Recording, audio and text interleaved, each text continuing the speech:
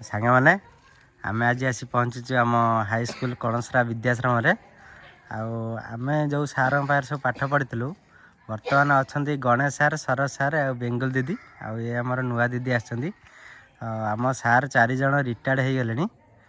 प्रथम आमर जो पियन थे नटवर पात्र सी भी रिटायर्ड हो जाती। आमर हेडमास्टर सार थे विजय कुमार नायक सी भी रिटायर्ड हो सारी। पंडित सार भी रिटायर्ड हो सारी जो मैंने संस्कृत पढ़ाती। आ बुल्लू सार भी रिटायर्ड हो सारे से हिंदी पढ़ाती। आसतु आमर जो दीदी अच्छा सार टे स्कूल विषय पचारि बुझा। सारे स्कूल विषय टे कहतु कि मु सरोज कुमार आचार्य सहकारी शिक्षक कणसरा विद्याश्रम फेरिकदांडी। Education is a barometer to measure the progress of a nation. मानव मध्यरे देवत्वर उत्तरण एवं धरापृष्ठरे स्वर्गर अवतरणर महनीय भावना जो माने पिलामानंक मनरे सृष्टि करती से माने होउछंती शिक्षक। सादा जीवन उच्च विचारर महनीय भावना पिलामानंक मनरे जाग्रत करि पारंती जे से माने होउछंती शिक्षक। वसुधैव कुटुंबकमर भावना आत्मवत् सर्वभूतेषुर भावना केवल शिक्षक शिक्षयित्री एवं शिक्षा कर्मचारी माने सफलतार सहित पिलामानंक मनरे आनी पारिबे। किंतु वर्तमान समय रे विद्यालय अवस्था शिक्षक शिक्षयित्री अवस्था दुर्विषह हो पड़ी। यार कारण होउची आदर्श चिंताधारा नहीं करी शिक्षक शिक्षयित्री माने जेतेबेले पिलामानंक निकट को आसुछंती सेतेबेले सेमाने उपयुक्त प्रेरणा उच्च कर्तृपक्षंक निकटरू सेमाने पाउनाहंती। विशेष भावरे गोटिए विद्यालय रे जतिकी शिक्षक रहिबा कथा सेतिकी शिक्षक शिक्षयित्री रहुनाहंती। आमर तो सरकारी स्कूल रे जो माने रिटायर्ड होउचंती से वैकेंसी तो पूरण हो जाउची। किंतु जो माने टेकन ओवर मर्यादा पाई नाहंती से विद्यालय रू जो शिक्षक शिक्षयित्री माने जाउछंती से स्थान पूरण हो नाही।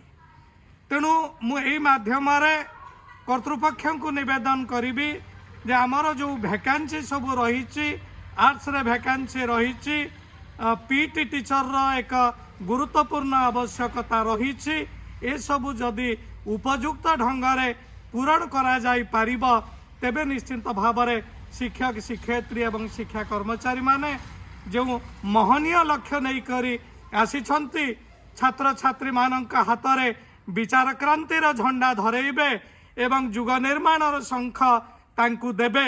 युग निर्माणर शंख से माने बजेइबे विचार क्रांतिर झंडा से माने हाथ में बहन करी मानव मध्य देवत्वर उत्तरणर भावना को निश्चित भाव में साकार करिवे एवं विद्यालय जो उद्देश्य नहीं करी प्रतिष्ठित होईची से विद्यालयर उद्देश्य निश्चित भाव में सार्थक हो पारिबो। धन्यवाद। धन्यवाद सर आपण हमको बहुत टाइम देले आपण मानू बहुत बहुत धन्यवाद। आम गणरे गोटे सार नाहंती तांको ना सुशांत कुमार नायक तांकर डेथ हो जाइए आमर पीटी सार। वीडियो माध्यम मु अनुरोध करुच्ची आम स्कूल पिला को पाठ पढ़ातु। पिला बहुत कमी जाइए। आम जो पाठ पढ़ुलु गोटे गोटे क्लास रे 35 जन 40 जन पाठ पढ़ुले बर्तमान टोटाल उपरे बोधे 30-40 भितर पिला हेबे सब क्लास 100 अच्छा। आम गोटे क्लास रे पढ़ुलु 40 जन किंतु एबे टोटाल क्लास रे अछंती 100 जन पिला। तो आपण माने स्कूल पिला को पाठ पढ़ातु। मैंने मु वीडियो माध्यम समस्त बापा माँ माने गुरुजन को अनुरोध करुच्ची गवर्नमेंट स्कूल पाठ पढ़ातु पिला को कहीं धीरे धीरे माने माइनस स्कूल पिला कमी जाउछंती समस्ते प्राइवेट स्कूल पढ़ाउछंती। हाई स्कूल भी पिला नाहंती आमर आ 100 जन। आम गोटे क्लास रे 40-45 जन पढ़ुलु किंतु बर्तमान 100 जन टोटाल क्लास मानक अनुरोध करुच्ची पिला मानकू गवर्नमेंट स्कूल पढ़ातु ना धीरे धीरे आमर गवर्नमेंट स्कूल सब गाँ गहली सब स्कूल बंद हो माइनस स्कूल हाई स्कूल सब बंद हो କାହିଁକିନା ସମସ୍ତେ ତ ପ୍ରାଇଭେଟ୍ ସ୍କୁଲରେ ପିଲାଙ୍କୁ ପାଠ ପଢ଼ାଇଲେ, ଆଉ ଗଭର୍ଣ୍ଣମେଣ୍ଟ ସ୍କୁଲରେ ପଢ଼ାଇବ କିଏ? ଯେଉଁ କେଇଟା ପିଲା ପଢ଼ୁଛନ୍ତି ଆ ପରେ ପରେ ସବୁ ସ୍କୁଲ ବି ବନ୍ଦ ହେଇଯାଇପାରେ।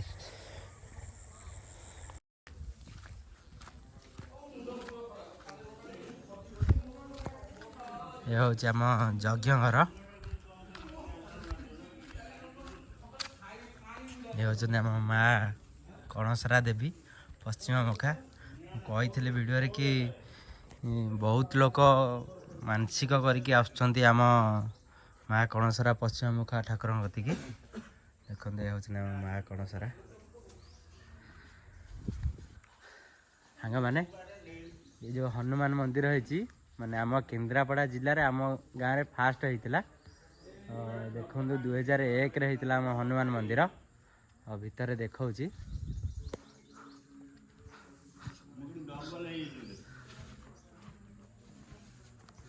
ଏଇଠି ଦେଖନ୍ତୁ ହନୁମାନ ଚାଳିଶା ଲେଖା ହେଇଛି ପୁରା। କେବେ ବୁଲି ଆସନ୍ତୁ ଆମ ଗାଁକୁ। ଏ ହେଉଛି ଭାଇମାନେ ଆମ ଗାଁ ହନୁମାନ ମନ୍ଦିର, ଯେଉଁଟାକି ଆମ କେନ୍ଦ୍ରାପଡ଼ା ଜିଲ୍ଲାରେ ଆମ ଗାଁରେ ଫାଷ୍ଟ ହେଇଥିଲା ହନୁମାନ ମନ୍ଦିର 2001ରେ। ଆସିକିରି 24-25 ବର୍ଷ ହେଇଗଲାଣି ହନୁମାନ ମନ୍ଦିରକୁ। ଆପଣମାନେ କେବେ ବୁଲି ଆସନ୍ତୁ ଆମ ଗାଁ ହନୁମାନ ମନ୍ଦିରକୁ।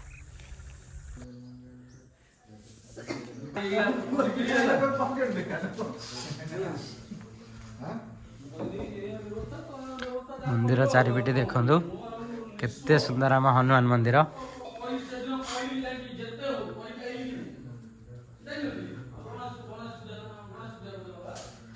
କେତେ ସୁନ୍ଦର ଲାଗୁଛି ଆମ ହନୁମାନ। ଦେଖନ୍ତୁ ହନୁମାନ ମନ୍ଦିର। ରାକ୍ଷସ ପାଟିରେ ଯେତେବେଳେ ହନୁମାନ ପଶିକି ବାହାରିଥିଲେ ସେଇଟା ବି ଆମ ମନ୍ଦିରରେ ହେଇଛି। ଦେଖନ୍ତୁ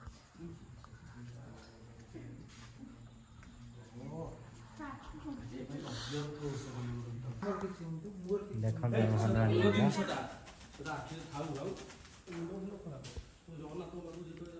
ହନୁମାନ ମୂର୍ତ୍ତି ପୁରା ସଜା ହେଇଛନ୍ତି। ଜଗନ୍ନାଥ ମନ୍ଦିର ଦେଖିବା। ଆମ ହନୁମାନ ମନ୍ଦିରକୁ ଲାଗି ଜଗନ୍ନାଥ ମନ୍ଦିର।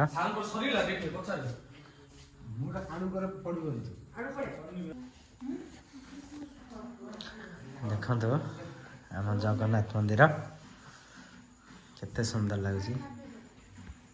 ଜୟ ଜଗନ୍ନାଥ।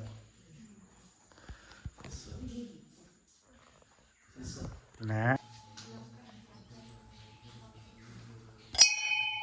ମାନେ ଆମ ପ୍ରତ୍ୟେକ ପୂର୍ଣ୍ଣିମାରେ ଆମର ମାଙ୍କ ପାଖରେ ରନ୍ଧା ଭୋଗ ଲାଗେ। 1500-2000 ଲୋକଙ୍କ ପାଇଁ ରୋଷେଇ ହୁଏ ପ୍ରତି ପୂର୍ଣ୍ଣିମାରେ। ମାନେ ଆସନ୍ତୁ ଆମେ ନନାଙ୍କଠୁ ପଚାରିବୁ ଯେ ଆମ ମାଙ୍କ ବିଷୟରେ ଆଉ ଆମ ହନୁମାନ ମନ୍ଦିର ବିଷୟରେ। ନନା ଏ ଆମ ମାଙ୍କ ବିଷୟରେ କୁହ। सीताराम सिया राममय सब जग जानी करहूँ प्रणाम जोरी जुग पानी।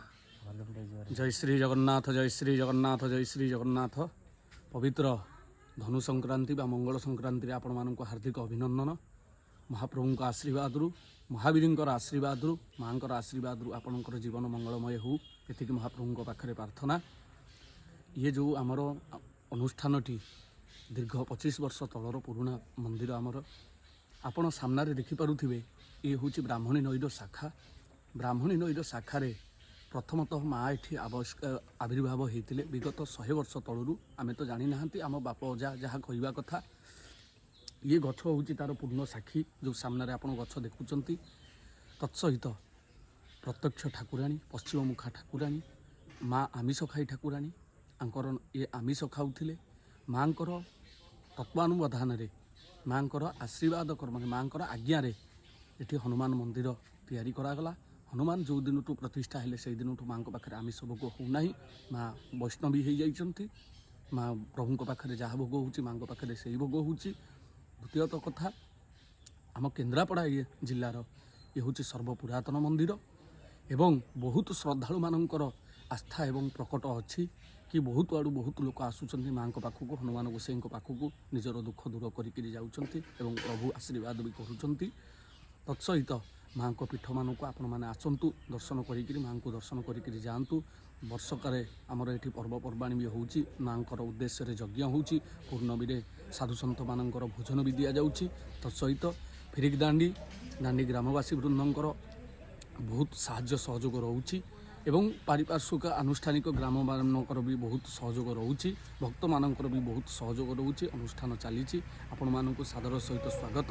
ଆପଣ ଆସିକିରି ମାଆଙ୍କ ପୀଠରେ ଦର୍ଶନ କରିକିରି ଯାଆନ୍ତୁ। ମାଆଙ୍କର ଆଶୀର୍ବାଦ କୃପା ଲାଭ କରନ୍ତୁ। ଜୟ ଜଗନ୍ନାଥ। ଜୟ ଜଗନ୍ନାଥ। ଆଉ ସାଙ୍ଗମାନେ ଆମ ଗାଁଟି କେମିତି ଲାଗିଲା? ଆଉ ସବୁ ମନ୍ଦିର, ବାବା, ଠାକୁରାଣୀ ସବୁ ତ ଦେଖେଇଲୁ। ଆପଣମାନଙ୍କୁ କେମିତି ଲାଗିଲା କମେଣ୍ଟ ମାଧ୍ୟମରେ ନିଶ୍ଚୟ ଜଣାଇବେ। ଜୟ ଜଗନ୍ନାଥ। ଆମ ଗାଁ ମା ଶାରଳା ସୁନ୍ଦରୀ ଦେବୀ ପାଖରେ ଆମର ପ୍ରତି ସଂକ୍ରାନ୍ତିରେ ମଧ୍ୟାହ୍ନରେ ମାଆଙ୍କ ପାଖରେ ରନ୍ଧା ଭୋଗ ଲାଗେ।